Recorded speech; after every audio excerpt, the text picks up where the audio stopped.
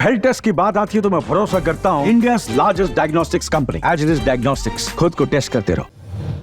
नमस्कार, तुम्हा सगळ्यांचं स्वागत आहे मुंबई तकमध्ये। आज मतदान पार पडत आहे। आज उमेदवार असतील, मतदार असतील, ते बाहेर पडून आपल्या मतदानाचा हक्क बजावतात।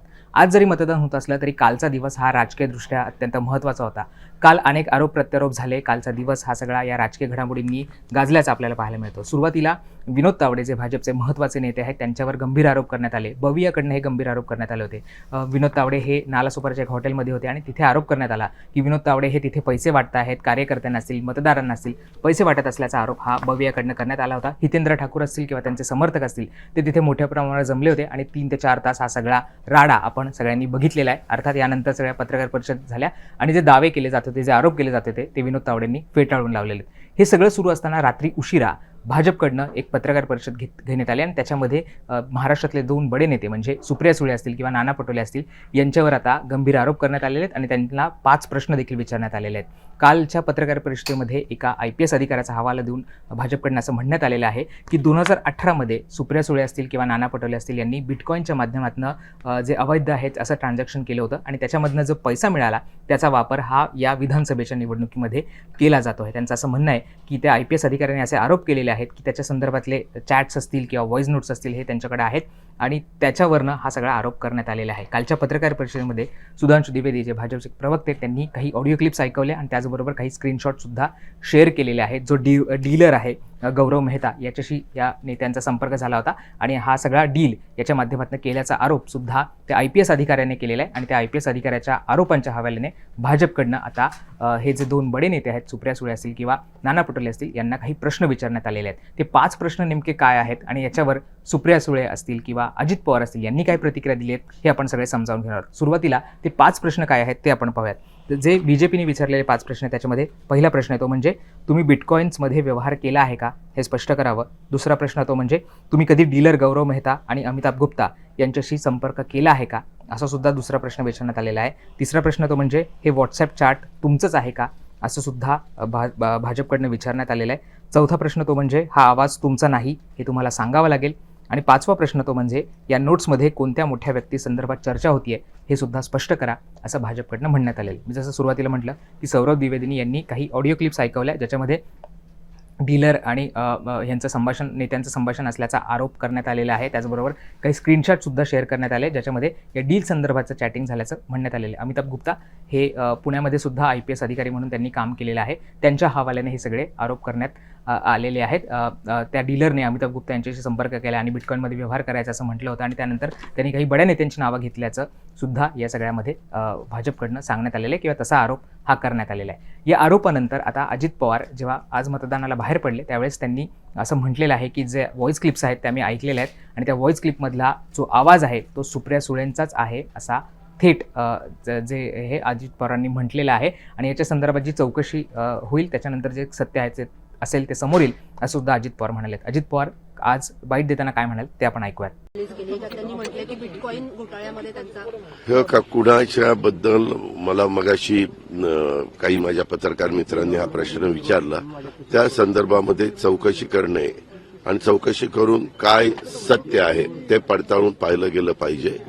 पण मी आता येताना TV बघत होता त्याच्यामध्ये जे 2 आवाज आहेत मी आपल्याला सांगतो की मी नाना नवल्यांना पण नाना पटोलेंना पण अनेक वर्ष ओळखतो।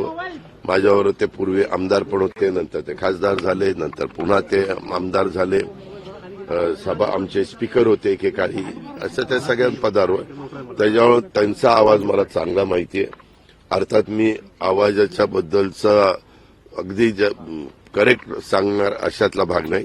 बऱ्याचदा हुबेहूब आवाज काढणारे लोक देखील समाजामध्ये आहे, पण त्या दोघांच्या बद्दलचे काही ऐकायला मिळतं त्यांनी जे मांडलेलं आहे तर दोन्ही व्यक्ती त्याच आहेत।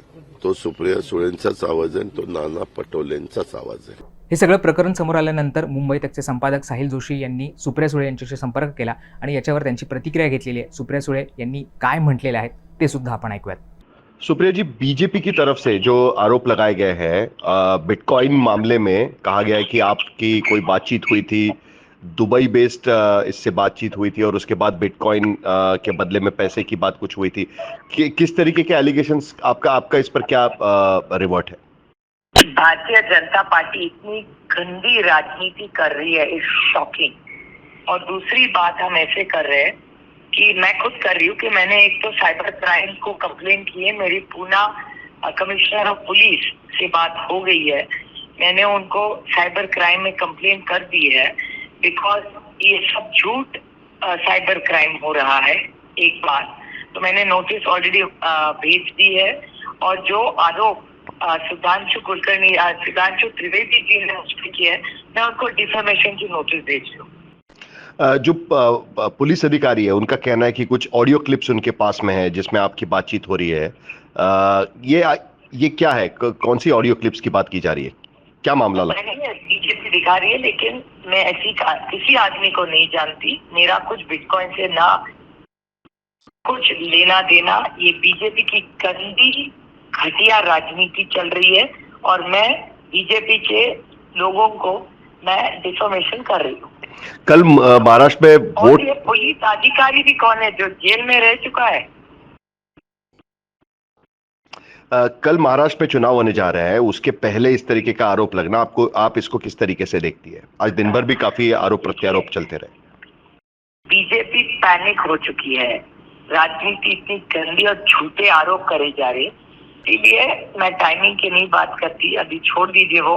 पहले मैं तो सुधांशु त्रिवेदी और बीजेपी को मैं डिफॉर्मेशन की नोटिस भेज रही हूँ और पुलिस को मैंने ऑलरेडी बोल दिया है कि उनको फेयर ट्रायल करे। वो मेरी आवाज झूठ है, मैं ऐसे किसी आदमी को नहीं जानती और पांचों सवाल जो सुधांशु त्रिवेदी ने पूछे वो झूठ है और वो कहेंगे उस वक्त पे, वो कहेंगे उस चैनल पे।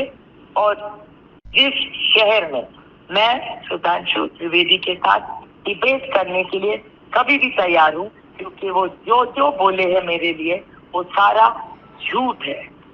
धन्यवाद सुप्रिया जी, धन्यवाद।